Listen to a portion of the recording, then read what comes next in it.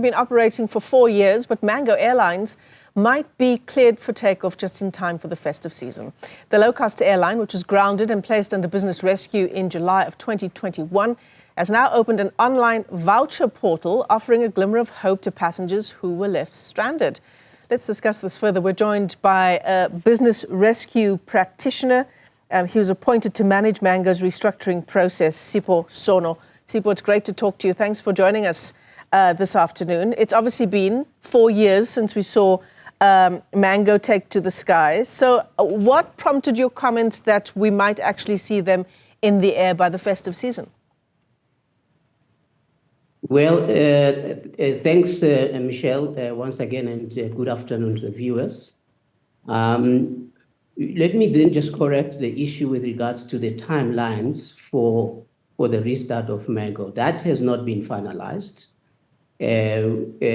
All we are busy with at the moment is trying to conclude a transaction that will then allow the investor to finalize its own business plan, and the timelines and the dates, all of that will be announced in the future. So I think it would be premature to say Mango could start flying during the festive season. That has not been finalized. That has not been confirmed. Yes. So tell us some more about the investor, as you put it. So Mango has to be sold. In other words, has to be privatized. It will no longer be owned by South African Airways, which is itself owned by government. It will be sold to a private investor whose details we have not officially released. We will only do so once all the relevant agreements have been signed. And Sipho, what will the investor be buying? Will it be the trading name? Are there any assets that will be bought? It will be buying the intellectual property, the brand, which is Mango, and a customer base, a loyal customer base that previously had a very good experience with Mango. That is, in essence, what the investor is buying. The planes and so forth would be leased from independent lessors. So there are no planes to be sold. I see. So you talk about it buying the investor buying the intellectual property, the loyal customer base.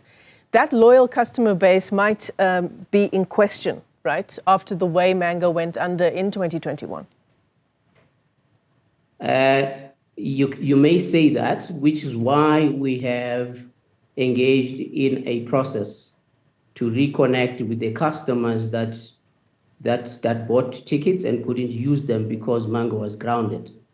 We will be offering them vouchers to the full value of their tickets so that they are not worse off. Yes, granted, it took quite a bit of time, but that is our way of making up with the customers. Will you be adding interest to those tickets for the past 4 years, Sipho? Unfortunately not. Unfortunately not. I mean, to put it in context, customers are the same as creditors, but we've made we've prioritized customers to receive at least full value, whereas the rest of the creditors will only get a fraction. They will only be paid cents to the rand, which could be anything from 5 cents to 10 cents to the rand. I see. So the customers are actually getting a good value, obviously, assuming that we finalize the transaction and Mango restarts soon enough. I see. So this online voucher portal, it is open as you and I are talking now? But is it, just given the fact that you're saying, there's no clarity around whether Mango will be back in the air by the festive season, is it premature to open this voucher portal now? No, it is definitely not. The purpose of opening the portal is firstly to validate all the customers, so that then we have the accurate numbers. So that regardless of which way the investor process goes, let's say for argument's sake, we do not conclude the transaction, and we then have to treat the customers the same as other creditors. It then means we would have their correct details, and we can be able to get in touch with them for the purposes of then, unfortunately, paying them a dividend, which is a fraction of what they paid. Mm-hmm. So it serves two purposes. Firstly, for us to be able to prepare for when Mango starts operating. Alternatively, in the worst case scenario, so that then those that want to get dividends, then they can be paid at a later stage. So I wouldn't say it's premature. And do you have an idea of how many tickets and the value of those tickets that couldn't be actioned after 2021? The number we had at the beginning was about 55,000 customers. And the rand value, I think, was about 180 million rand, there or thereabout. But however, some of their customers have been refunded by their banks. So if you bought a ticket using your credit card, you are allowed to claim back from the bank within 30 days or so. So there's quite a number of customers that may have opted for that.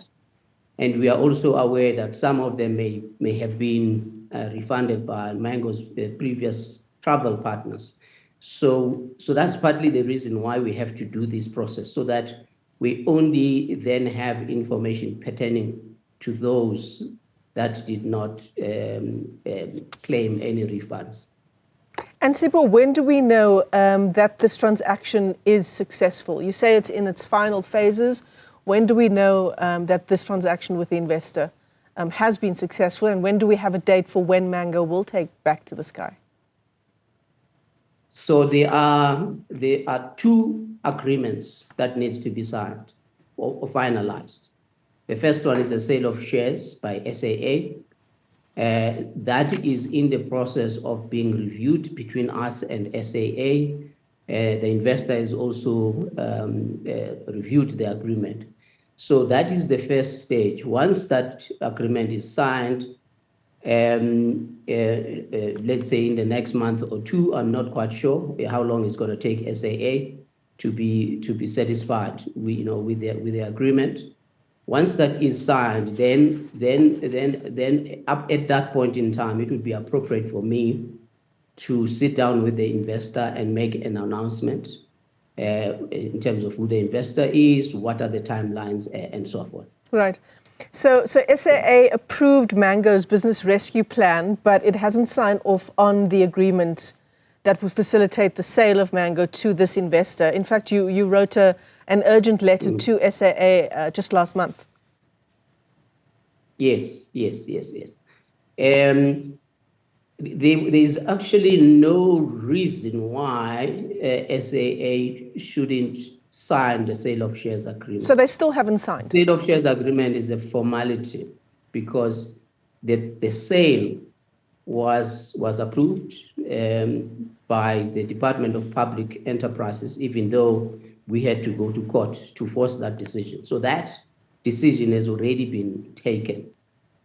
So the sale of shares agreement is the implementation of the decision that has been taken already. We don't know why it's taken SAA long to comment on the sale of shares agreement, but at least now there's movement. So SAA still hasn't signed, Sipho? No, they haven't. And on the 2nd of May, you were demanding a response within 14 calendar days.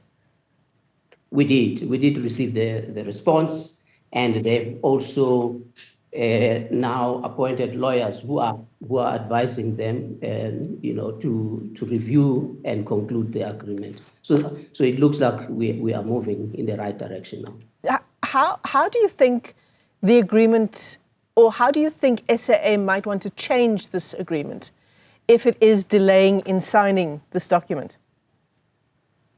I don't see much that would have to be changed, because the value that goes to SAA is nominal. They're not getting anything. So their shares will be sold next to nothing, let's say 1,000 rand.